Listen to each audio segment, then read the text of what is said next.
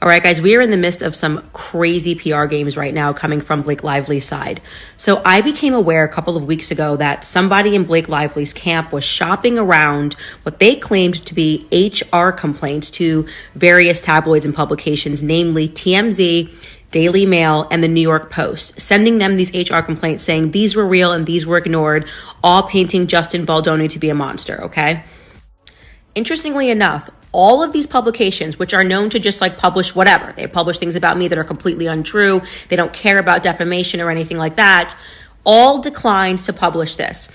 Main reasons being that these complaints coming in were heavily redacted, and yet when they reached out to the person that was shopping them and was like, hey, like we have some basic questions about this, like why are you blacking out the dates? Why are you blacking out the complainants?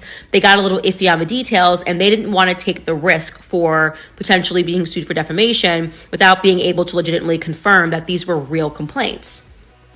Now, if you're a PR agent and you are desperately trying to get out these complaints for your clients, Blake Lively and Ryan Reynolds, to help change the environment of everybody who's calling them out on their BS, what do you do next? You can't get any of the big guys to publish it. So you start leaking to TikTokers, independent journalists, because you view these people to be stupid, right? So you're like, okay, they'll absorb the risk. They'll definitely publish this if they think that they have an exclusive. And essentially that's what's happened. They started shopping this around to independent journalists. And I'm now going to show you the complaints that they've been shopping around.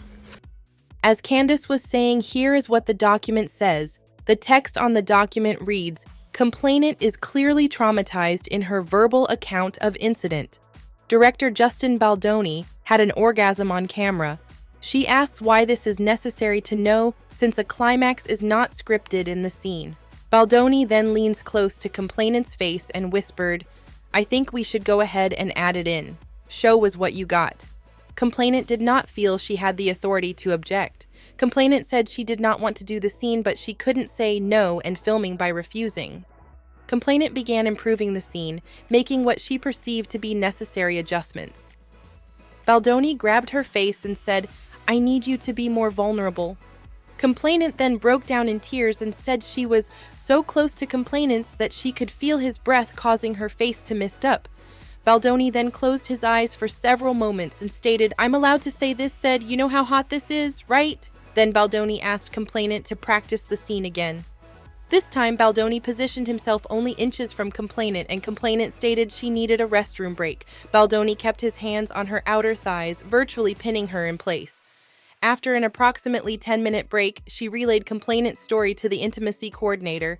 Complainant was then waved back on set, and complainant stated she was so close to her for so long, his breath on her face necessitated her makeup needing to be redone. Complaint number 2. The complainant states she became uncomfortable with Justin Baldoni yesterday while filming.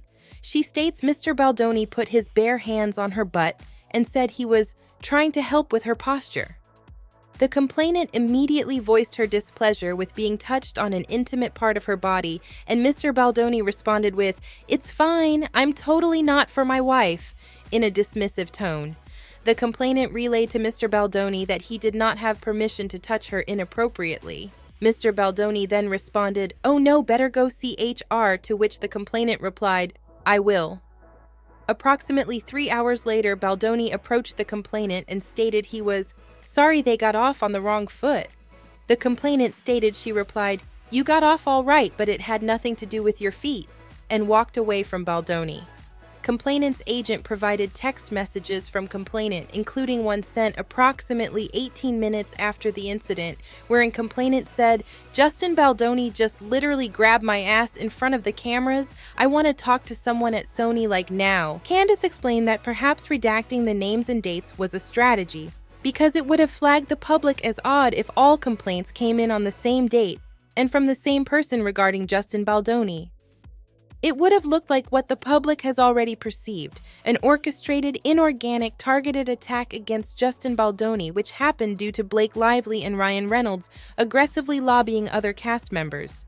But there's something else that's even more glaringly wrong with these alleged, heavily redacted complaints, something which is likely an even bigger reason that TMZ, Daily Mail, and NY Post declined to publish. All of these heavily redacted complaints were sent to Sony, not Wayfarer.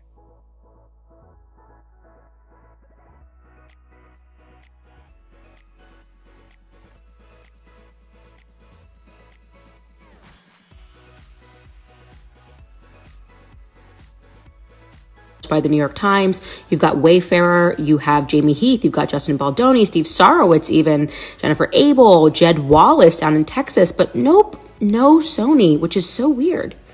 And here is her actual federal lawsuit where she conveniently dropped off Jed altogether, but they've got the agency group, Melissa Nathan, Jamie Heath, Steve Sarowitz.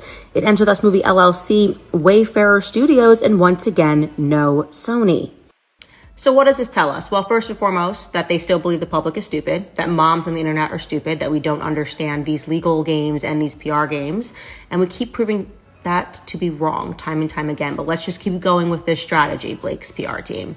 They don't think we can see that it's utterly unreasonable to suggest that Sony ignored. You said Sony on May 29th, all of us just got raped. We all got raped, and we filed this with Sony, and Sony just didn't do anything about it. But we decided not to sue Sony. We decided to instead go after Justin Baldoni in a CRD complaint and then later a lawsuit. But we decided to leave Sony out of it conveniently, even though they would have been the ones that were holding all of these complaints. And nobody wants to publish it. So we're now turning to independent journalists and making them think that they have a scoop. Yeah, something stinks to the high heaven here. And I think we're going to see more tomorrow, obviously, when she is due to file her amendment. There is also movement on the discovery objections by Baldoni, with Team Lively submitting their own letter to the judge claiming that the subpoena objection should be denied in its entirety.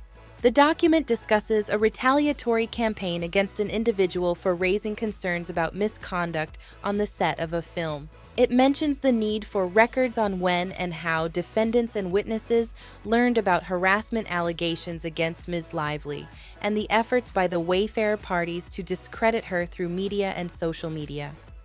The Wayfarer parties are accused of misrepresenting the scope of subpoenas, suggesting they seek privileged communications like spousal, medical, and attorney-client, which is contested as false. The document asserts that the subpoenas seek only call, text, and data logs, which are not privileged. Legal precedents are cited to argue that the requested information is not protected by attorney-client privilege or medical privacy. The document challenges the Wayfarer parties' claims of privacy for third parties, arguing that they lack proprietary interest in non-parties' communications. The document questions the validity of privacy concerns over phone numbers dialed, referencing various legal cases to support the argument that such information does not warrant privacy protection. So we are waiting for updates on all of these. Please don't forget to like and subscribe. Thank you.